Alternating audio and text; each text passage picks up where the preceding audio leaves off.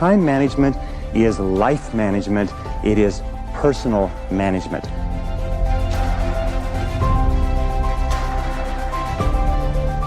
About 25 years ago, I began a lifelong search for the answer to the question, why is it that some people are more successful than others? Why is it that some people earn more money, they have better jobs, they get promoted more rapidly, they live longer, they have better health, they have happier relationships? I have spent over 30,000 hours studying, and I've come to a very simple conclusion, that successful people are those who do things differently from unsuccessful people. I've also come to another conclusion, is that you or anybody can be far more successful at life or at anything that you want if you will simply learn how and practice it over and over again until it becomes a habit.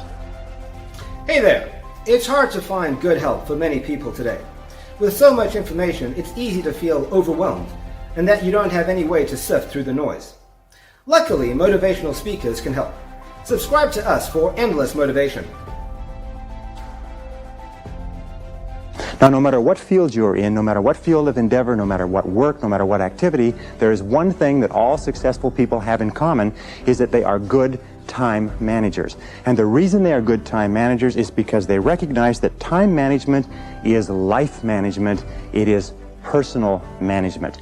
I have never seen an example in the hundreds, thousands of biographies and autobiographies I've studied of successful men and women where the individual has not been well organized and efficient and valued and used their times well. Successful people, winners, use their time well. Losers do not. I am going to give you very finest time management ideas ever developed. If you use these ideas systematically, you can increase your personal productivity by 2 or 3 hours a day. You can increase your income. You can increase your rate of promotion. You can increase your life satisfaction. You can even increase the length of time you live. The question is, how badly do you want to learn how to manage your time well? How much effort are you willing to put into it? Because the key to time management is self-discipline. Probably the best way to put it is this, is time management is self-discipline in action, and self-discipline is the key to success. So let's get started right now with these. The first idea, the most important of all, the core of time management, the axle around which the wheel of life turns, is goals. What are your goals? What is it that you want to be or to have or to do? What is it that you want to accomplish in the next 1, 2, 3, 4, 5 years? The top 3% in every field have goals. The balance of the population have either very vague goals or no goals at all. So the question you have to ask yourself is, who am I? Where am I going? What do I want to accomplish? And there are 3 major areas of goals that you have to think about. The first is your personal and your family goals. These are the reasons why you're alive. What do you want to accomplish for yourself and for your family? Write them down. Define them clearly. The second set of goals that you have to ask is your business, your career, your financial, your material goals. What is it that you want to accomplish in the external world? Where do you want to make your contribution? The third type of goals you have to ask about are your self-development goals. And in my estimation, your ability and your willingness and your tenaciousness in developing yourself is the key to accomplishing everything else. So here's 3 questions that you can ask. The first question is, what would you do? What would you set as a goal for yourself? What would you want to be or have if you just won $1 million in the lottery? What would you do if you just won $1 million? If you had all the time and money, you're completely free to decide to do anything you wanted. If you won $1 million, what would you do differently? Think about that. Hold that in your mind. The second question is, what would you do if you just learned today that you only had 6 months to live? What if you only had 6 months to live? What would you stop doing? What would you do more of? Who would you spend time with? Now, the answer to that question is very interesting because what it tells you is what you really value. What is really important to you? And what we have found is that self-esteem, satisfaction, happiness in life comes from getting your goals and your activities congruent with your values, with your priorities, with what you consider to be really important. Now, here's the third question. The third question is, what one great thing would you dare to dream if you knew you could not fail?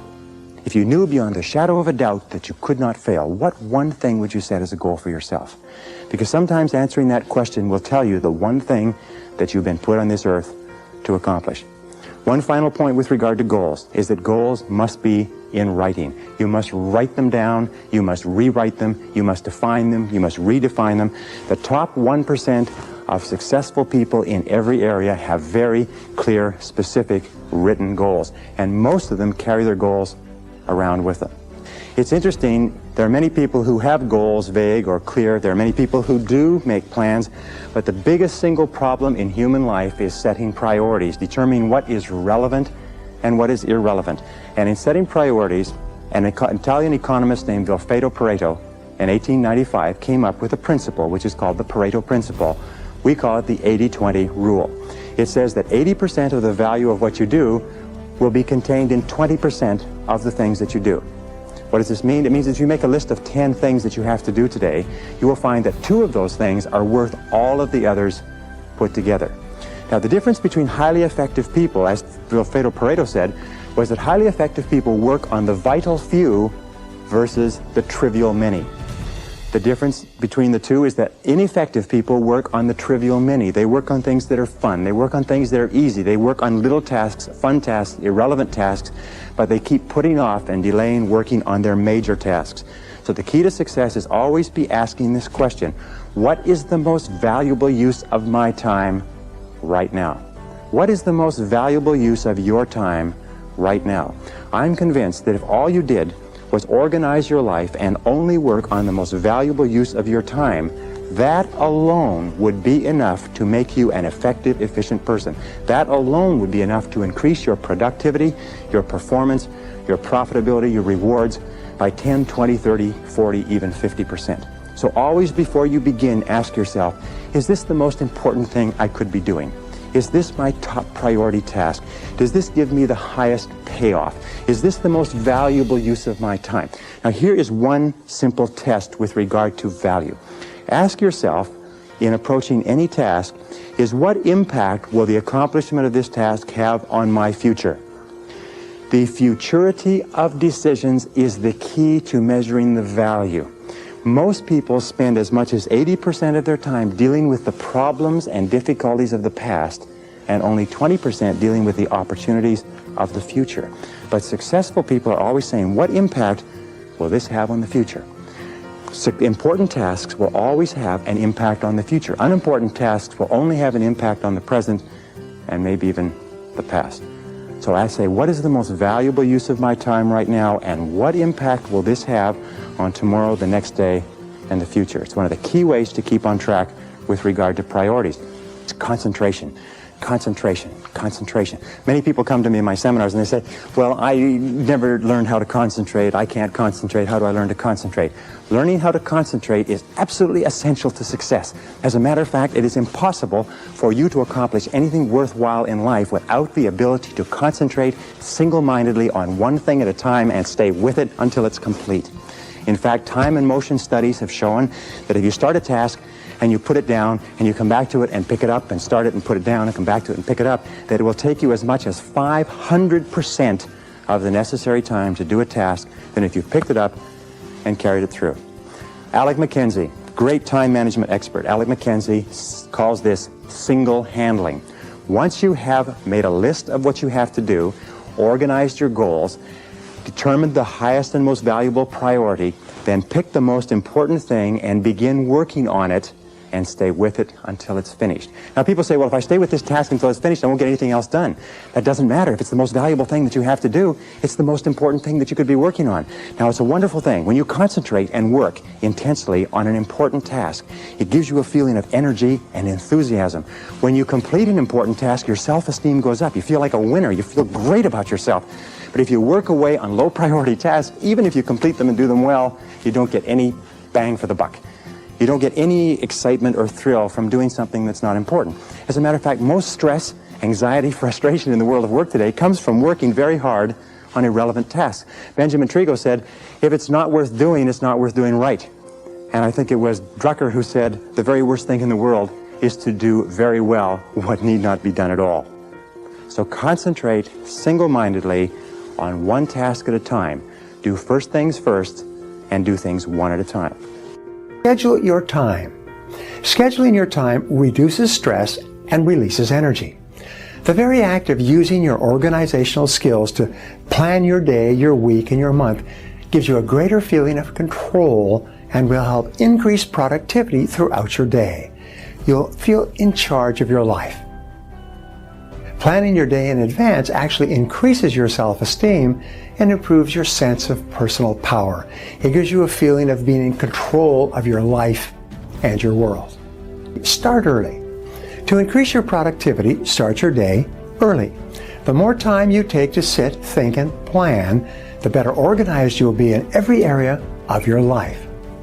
In the biographies and autobiographies of successful men and women, almost all of them seem to have one thing in common.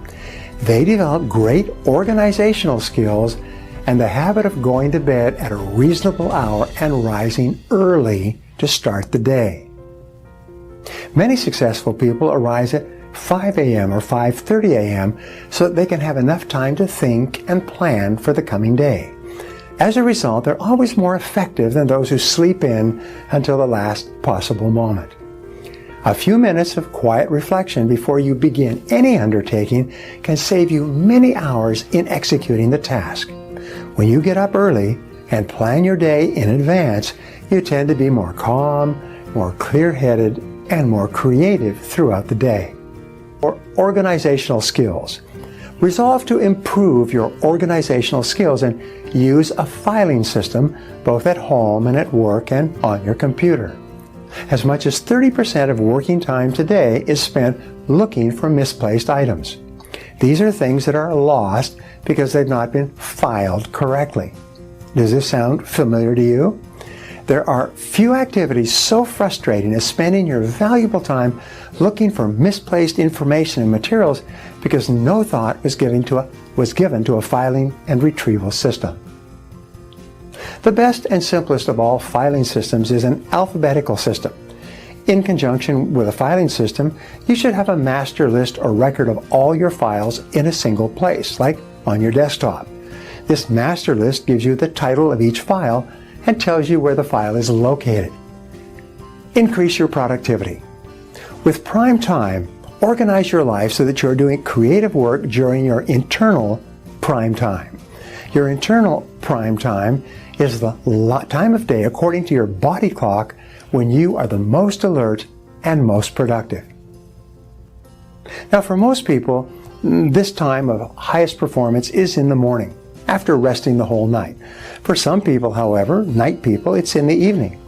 Occasionally, a writer, an artist, or even an entertainer may find that his or her prime time is in the early hours of the morning. Some people actually work all night and then sleep in the morning.